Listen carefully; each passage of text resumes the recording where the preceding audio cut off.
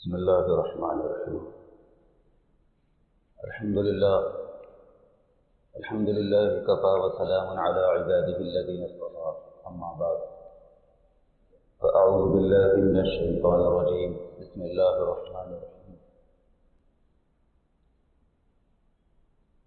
ولو كان أهل القرى آمنوا واتقوا لفتحنا عليهم بركات من السماء والأرض ولكن كذبوا فأخذناهم بما كانوا يكسبون.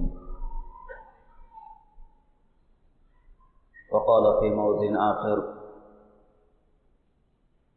ومن كان يريد حرث الآخرة نزد له في حرثه ومن كان يريد حرث الدنيا نؤته منها وما له في الآخرة من نصيب. صدق الله المولانا العظيم. وقال رسول الله صلى الله عليه وسلم: اتخذوا الغنم فإن فيه بركة، أو كما قال النبي صلى الله عليه وسلم. قابل احترام دینی بھائی اور عزیزو، سورہ شورى کی اس آیت میں اللہ تعالیٰ نے دو چیزوں کو بیان فرمایا ہے، ایک دنیا اور دوسرے ہے آخرت. اور مومن دنیا کے اندر جو کوئی کام آخرت کے لیے کرتا ہے، اللہ تبارک و تعالی اس کے اندر مزید اضافہ فرماتے ہیں، دنیا بھی عطا فرماتے ہیں اور آخرت بھی عطا فرماتے ہیں. لیکن جو کوئی اس دنیا میں رہتے ہوئے صرف دنیا ہی کا طلبگار ہوتا ہے، دنیا ہی کا طالب ہوتا ہے، تو اللہ تعالیٰ فرماتے ہیں کہ ہم اس کو دنیا میں سے تھوڑا سا دے دیں گے، لیکن اس کے لیے آخرت میں کچھ بھی نہیں. دنیا کمانا منع نہیں ہے، دنیا سے دل لگانا منع ہے. دنیا کمانا کوئی منع نہیں ہے، دنیا بہت کمائیے، حلال طریقے سے کمائیے، جائز طریقے سے کمائیے. دنیا آنے کے بعد، مال آنے کے بعد مال کا حق ادا کیجیے، کوئی منع نہیں ہے. لیکن دنیا کو دل میں جگہ مت دیجیے.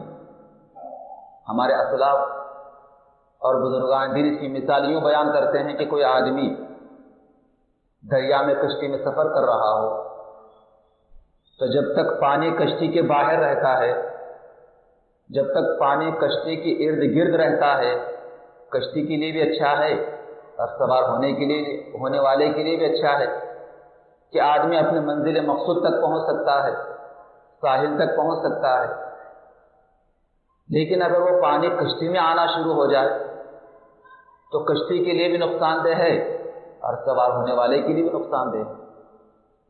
اسی طرح فرمائے کہ دنیا آپ کے ارد گرد رہنی چاہیے، دنیا آپ کے اطراف ہونا چاہیے، لیکن دنیا اور دنیا کی محبت دل میں نہیں ہونا چاہیے. جیسے مال کی اور دنیا کی محبت انسان کے مومن کے دل میں آ جاتی ہے تو اس کے لیے نقصان دہ بن جاتی ہے، خطرہ بن جاتی ہے. جیسے کہ کشتی میں پانی آنے کی وجہ سے اس کشتی کے لیے اور سوار ہونے والے کے لیے نقصان دہ. اس نقطے کو سمجھنے کی ضرورت ہوتی ہے، عموماً لوگ اس کو نہیں سمجھتے. محترم بزرگوں اور دوستوں، کس طریقے سے اللہ والوں نے زندگیاں گزاری ہیں، روکھا سوکھا کھا کر اپنی زندگیاں ختم کی ہیں، لیکن کبھی دنیا طلبی کو انہوں نے پسند نہیں کیا. برسوں روکھا سوکھا کھاتے رہے، ستو پھاک کر زندگی گزاری انہوں نے، کھجور کھا کر زندگی گزار لی انہوں نے، لیکن دنیا طلبی کو پسند نہیں کیا. اور حضور صلی اللہ علیہ وسلم کے مبارک زمانے کا وہ واقعہ بھی شاید آپ نے سنا ہوگا. کتنا قسم پرسی کا عالم تھا، کیسے حالات تھے، کیسی پریشانی تھی، کیسی تنگی تھی کہ اللہ تعالی ہماری حفاظت فرمائے. وہ دن آج نہیں ہے، بہت زیادہ قسم پرسی کا زمانہ تھا. اور حضور صلی اللہ علیہ وسلم کے گھر میں خود 2 مہینے تک کوئی چیز کھانے کو نہیں ملتی تھی. صرف کھجور اور پانی کے سوائے حضور کے گھر میں چولہا نہیں سے لگتا تھا کہ جو روٹی پکائی جا سکے، سالن بنایا جائے. اتنی غریب. کتنے اللہ والے کے واقعات ایسے ہیں. حضور پاک صلی اللہ علیہ وسلم جب ہجرت کر کے مدینہ منورہ تشریف لے گئے تو مدینہ منورہ جانے کے بعد ایک انصاری صحابی جن کا نام ثعلبہ بن حاطب آتا ہے روایت، لیکن انہوں نے حضور پاک صلی اللہ علیہ وسلم درخواست کی کہ یا رسول اللہ میرے لیے دعا فرما دیجیے کہ میں مالدار ہو جاؤں۔ صحابی رسول ہیں اور اللہ کے نبی سے کہہ رہے ہیں کہ یا رسول اللہ میرے لیے آپ دعا فرما دیجیے کہ میں مالدار ہو جاؤں۔ اللہ کے نبی نے منع فرمایا کہ ثعلبہ برا ہو تمہارا، یعنی جو اللہ تمہیں دے دے اس پر قناعت کرو، زیادہ کی خواہش مت کرو۔ میری حالت یہ ہے، یعنی حضور پاک علیہ السلام کی اللہ تبارک و تعالیٰ نے مکہ کے پہاڑوں کو، مکہ کے وادیوں کو حضور پاک علیہ السلام کے لیے سونا بنانے کا وعدہ فرمایا، سونا۔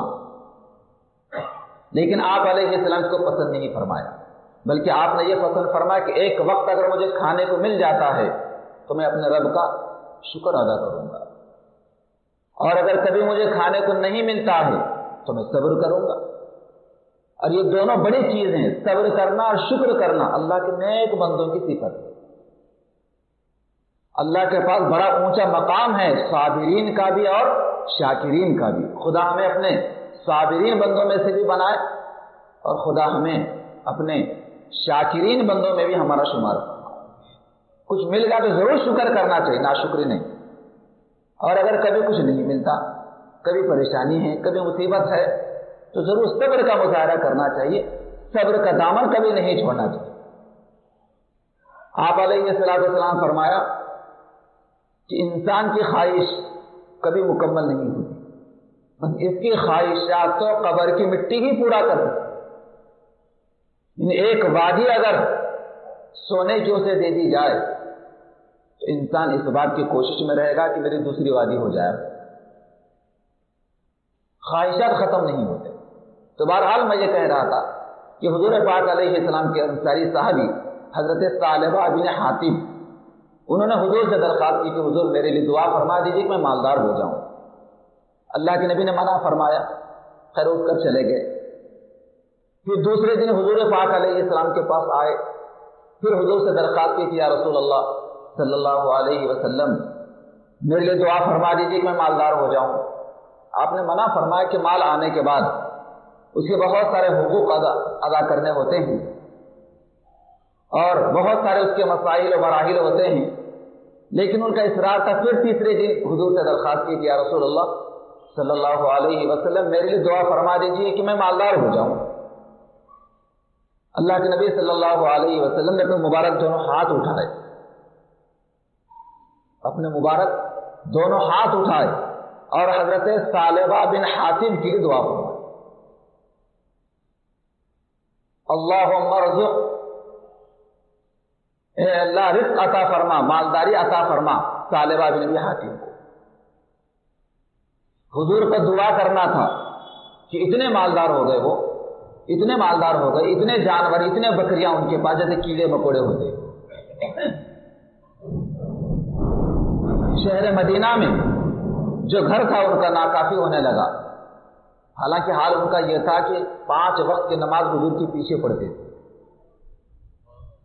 5 وقت کی نماز مدینہ منورہ میں مسجد نبوی میں حضور کے پیچھے پڑھتے تھے۔ کتنی بڑی سعادت کی بات ہے کہ نبی کے پیچھے نماز پڑھنے کا شرف حاصل ہو، معمولی بات نہیں ہے۔ لیکن مال کی حرص دیکھیے، مال کی کثرت دیکھیے کیسے محروم کرتی ہے انسان۔ جب گھر ناکافی ہونے لگا تو شہر سے باہر ایک بڑی جگہ انہوں نے خریدی اور وہاں اپنے جانور رکھنے لگے، جس کی وجہ سے 5 وقت نماز کے لیے حضور کی مسجد میں نہیں آ سکتے۔ کبھی آتے کبھی نہیں آتے، کبھی ظہر میں آئے تو عصر میں نہیں آئے، مغرب میں آئے تو عشاء میں نہیں آئے۔ وہ وادی، وہ جنگل بھی ناکافی ہونے لگا، جانوروں میں، بکریوں میں بہتات، بالکل کیڑے مکوڑوں کی طرح ان کی جو ہے نسل جانوروں کی، بکریوں کی بڑھنے لگی۔ پھر انہوں نے بہت دور جنگل میں ایک بہت بڑا جنگل خریدا ہوا ان جانوروں کو رکھنے کے، اور بہت زیادہ دور ہونے کی وجہ سے آپ ایک صرف جمعے کو جمعہ آیا کرتے،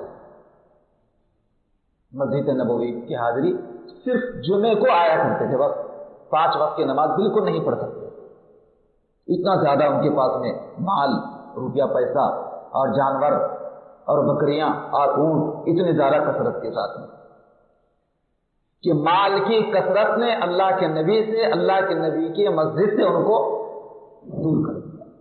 حالانکہ اللہ کے نبی نے منع فرمایا تھا کہ طالبہ مت کرو، خواہش مت کرو زیادہ کی۔ اس لیے ہم بھی اکثر و بیشتر دوسروں سے دعاؤں کی درخواست کرتے ہیں، تو کبھی بھی اپنے کسی اللہ والے سے، کسی اپنے عالم صاحب سے، کسی بزرگ سے کبھی بھی مال کے کثرت کی دعا نہیں کروانا چاہیے، بلکہ مال کی برکت کی دعا کروانا چاہیے۔ برکت، جب اللہ والوں کی دعائیں ملتی ہیں برکت کی، تو اس چیز سے راحت ملتی ہے، آرام ملتا ہے، سکون ملتا ہے، چین ملتا ہے، عافیت نصیب ہوتی ہے۔ لیکن اگر مال کی کثرت اگر نصیب ہو گئی اور برکت نہ رہی تو پھر سکون چھین دیا جاتا ہے اور راحت و آرام ختم ہو جاتا ہے اور آدمی بسا اوقات دین سے دور ہو جاتا ہے۔ ایک مرتبہ حضور صلی اللہ علیہ وسلم نے حضرات صحابہ سے پوچھا کہ بھائی کیا بات ہے، طالبہ آج کل نظر نہیں آتے۔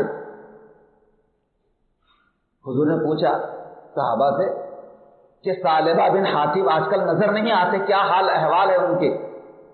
تو صحابہ نے بیان کیا کہ یا رسول اللہ، ان کے پاس جانوروں کی اور مویشیوں کی اور بکریوں کی بڑی بہتات ہو گئی ہے، اور دن بدن وہ اپنے جانوروں کی راحت کے لیے، ان کے انتظامات کے لیے مدینے سے دور ہی چلے جا رہے ہیں، جس کی وجہ سے مدینے کی حاضری اور آپ کے مسجد کی حاضری انہیں نہیں ہو پا رہی ہے۔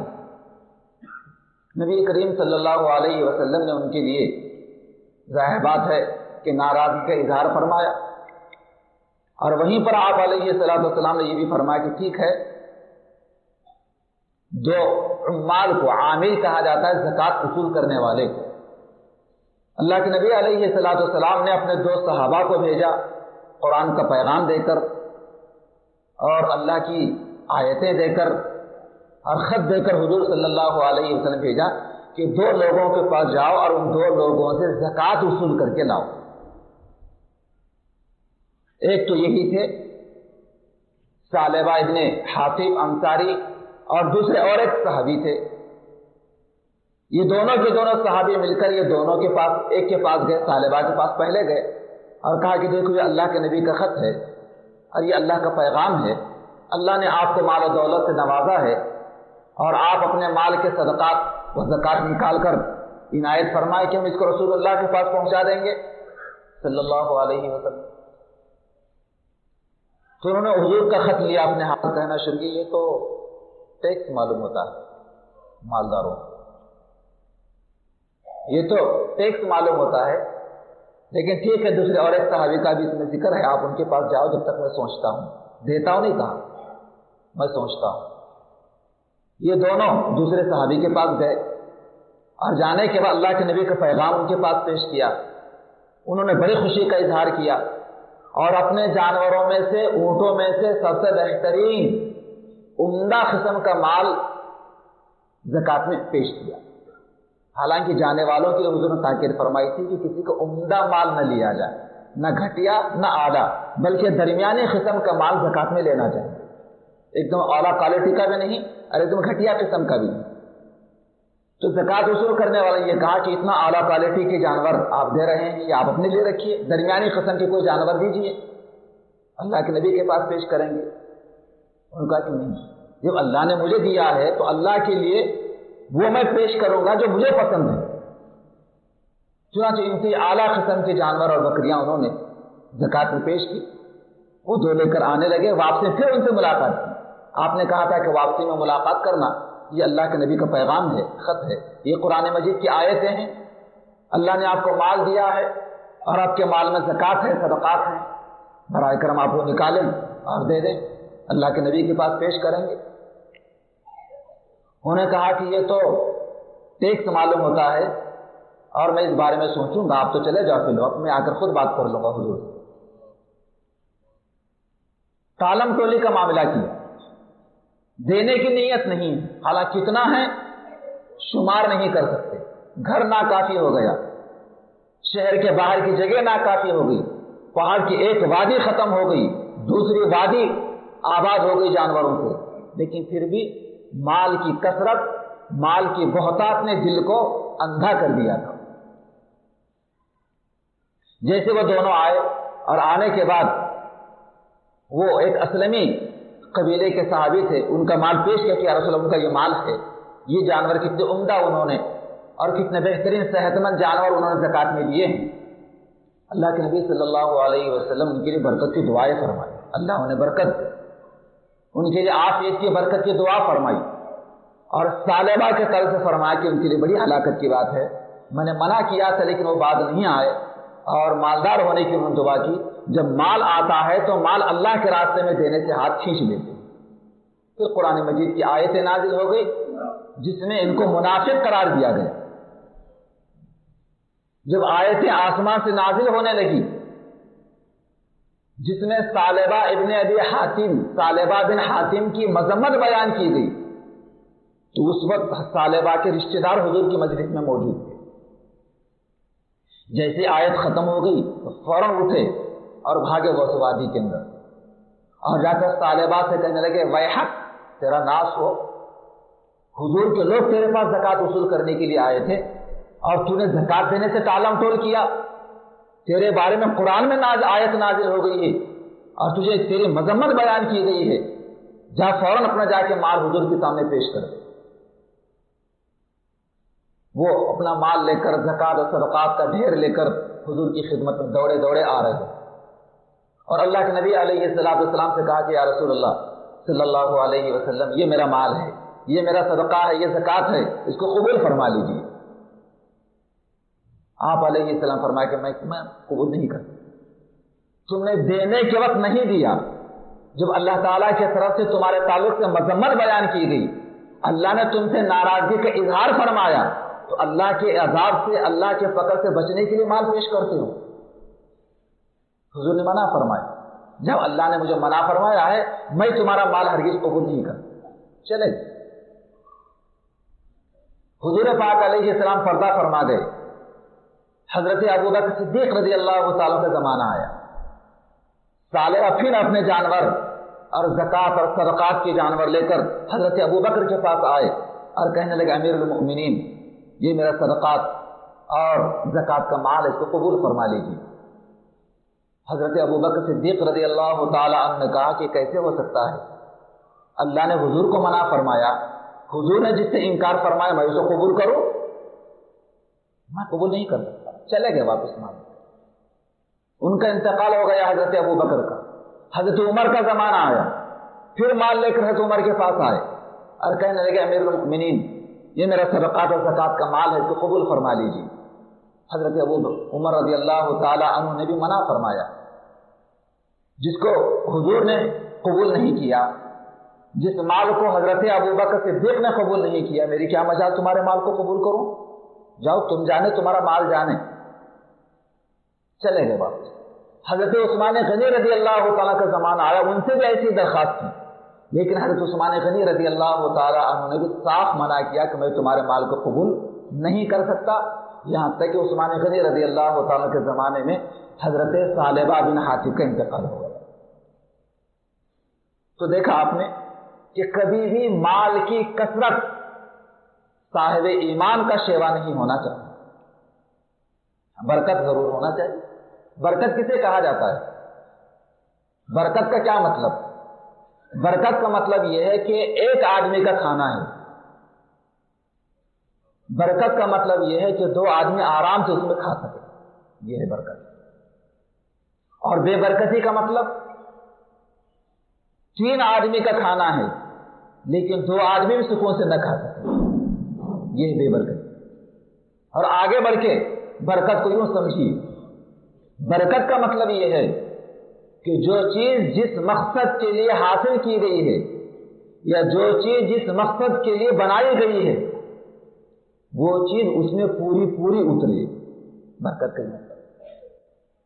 اس لیے ہمیشہ برکتوں کو حاصل کرنے کی کوشش کرنا چاہیے اور دوسروں سے برکت کی دعا بھی کروانا چاہیے، لیکن مال کی کثرت مال کی بہتات، مال کی فراوانی اللہ والوں کو شیوا نہیں رہا ہے، اور جو بھی دنیا کے اندر مال کی کثرت، مال کی بہتات کو اپنا شیوا بنائے گا وہ اللہ سے بھی دور ہوگا، دین سے بھی دور ہوگا، اللہ کی پکڑ سے بچ نہیں سکے گا۔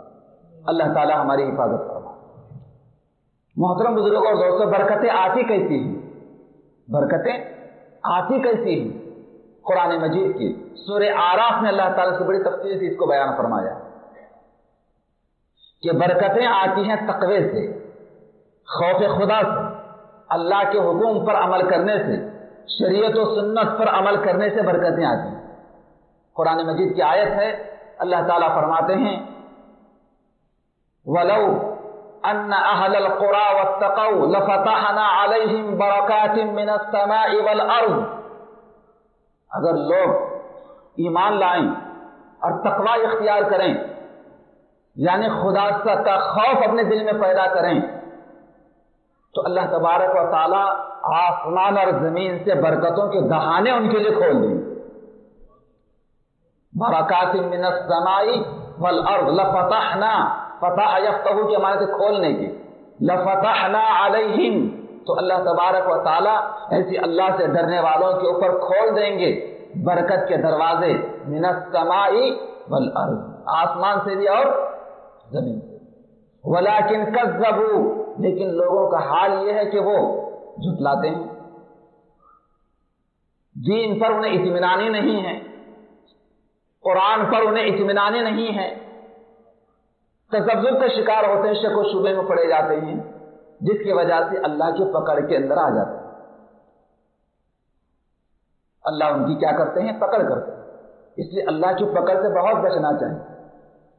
گزشتہ میں نے بتلایا تھا کہ جہنم اور جہنم کے اندر جو آگ ہے اور پانی ہے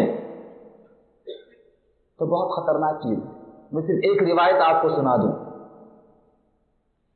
حضرت قتادہ رضی اللہ تعالیٰ عنہ کی روایت ہے، وہ بیان کرتے ہیں جہنم کی آگ کو اور پانی کو اللہ تبارک و تعالیٰ وہ اس وقت سے گرم کر رہے ہیں جب سے اللہ نے زمین و آسمان کو بنایا ہے، اور اتنا گرم ہے وہ پانی اور اتنی گرم ہے وہ آگ کہ جیسے ہی بدن کے اوپر پانی ڈالا جائے گا گوشت ہڈی کو چھوڑ دے گا، گوشت الگ اور ہڈی الگ۔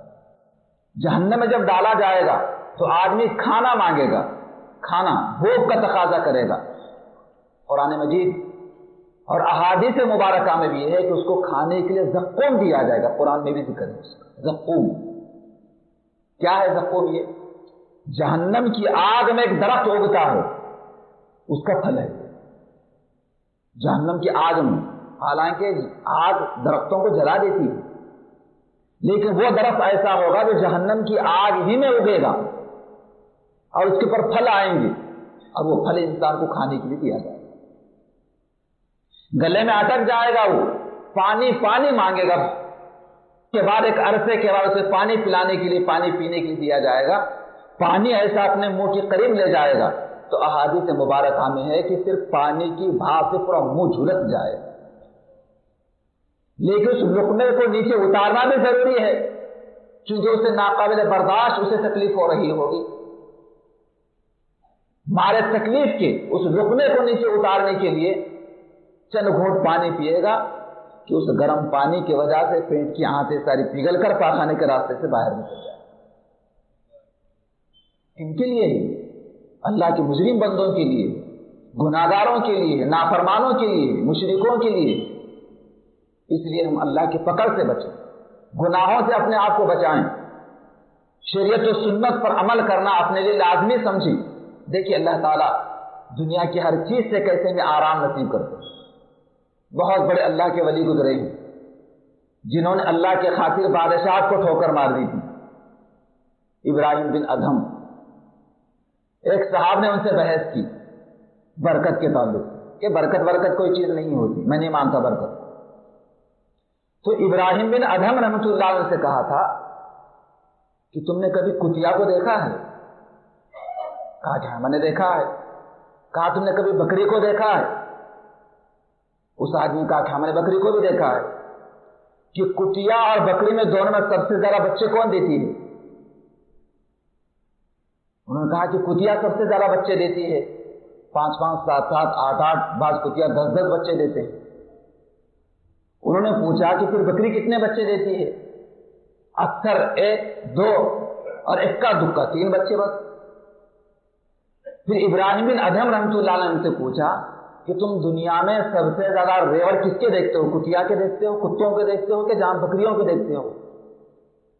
انہوں نے کہا کہ سب سے زیادہ ریوڑ بکریوں کے نظر آتے ہیں۔ آپ نے پوچھا کہ کتے کیوں نظر نہیں آتے؟ فرمایا کہ یہ ہے برکت۔ جبکہ کتے کی کسی پلے کو، کتے کے کسی بچے کو، کتے کو ذبح نہیں کیا جاتا، کہیں اس کی قربانی نہیں دی جاتی، لیکن پھر بھی وہ کم نظر آتے ہیں کیونکہ بے برکتی ہے۔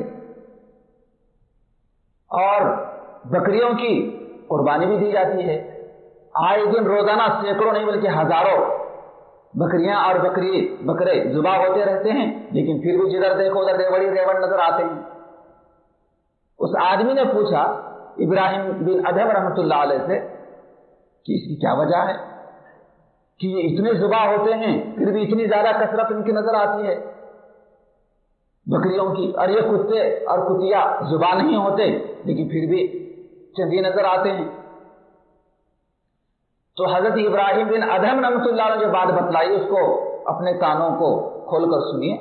ابراہیم بن ادھم رحمۃ اللہ نے فرمایا کہ بکریوں میں برکت کی وجہ یہ ہے کہ شام ہوتے ہی بکری سو جاتی ہے، شام ہوتے ہی بکری سو جاتی ہے، اور صبح فجر کے نماز کے وقت میں بکری بیدار ہو جاتی ہے، اور فجر کا وقت جو ہوتا ہے رحمتوں کے برکتوں کے نزول کا وقت ہوتا ہے، اور اس وقت یہ بکری بیدار رہتی ہے، جس کی وجہ سے اللہ تبارک و تعالیٰ بکریوں میں برکت عطا فرماتے ہیں۔ اور کتا اور کتے رات بھر بھوکتے ادھر سے ادھر بھاگیں گے، ادھر سے ادھر کتے بھوکتے پھریں گے، جب تھک جائیں گے تو صبح میں کہیں جا کر پڑ جائیں گے۔ جب رحمتوں کے نزول کا وقت ہوتا ہے، برکتوں کے نزول کا وقت ہوتا ہے، تو کتے جا کر سو جاتے ہیں، جس کی وجہ سے ان کی نسل پرواز یعنی کہ آگے نہیں بڑھتی، ان میں بے برکتی ہوتی ہے اور ان میں برکت ہے۔ نزول رحمت کے وقت، نزول برکت کے وقت بیدار رہنا اور اپنے ہاتھوں کو پھیلانا اور اللہ کے لیے متوجہ ہونا اتنا بڑا عمل ہے، اتنا بڑا عمل ہے کہ اس کو کبھی بھی اللہ والوں نے نہیں چھوڑا۔ میرے سخت کلمات اگر میرے نوجوان بھائیوں کو اگر برے لگتے ہیں تو میں معافی چاہتا ہوں۔ آج عموماً ہمارے نوجوانوں کی یہی حالت ہے، رات بھر کتوں کی طرح جاگتے رہیں گے، موبائلوں کے اندر نہ جانے کیا کیا دیکھتے ہوں گے، اللہ جانے وہ جانے، اور جو رحمتوں کے نزول کا وقت ہوتا ہے، برکتوں کے نزول کا وقت ہوتا ہے تو سو جاتے ہیں۔ کہاں سے تمہارے گھر میں برکت آئے گی؟ کہاں سے تمہارے ماں باپ کو راحت ملے گی؟ کب تمہارے ماں باپ تم سے سکون حاصل کریں گے؟ آج یہ ہے کہ 5 5 6 6 بیٹے ہو کر 2 بوڑھے ماں باپ ان کو پالنا، ان کی خدمت کرنا ان کے لیے گرا گزر رہا۔ یہ ہے نحوست، یہ ہے بے برکتی، یہ ہے آفت، اور یہ ہے مصیبت جو اللہ تعالیٰ کی طرف سے آج مسلمانوں کے لیے نہیں بلکہ پوری انسانیت کے لیے آئی ہے۔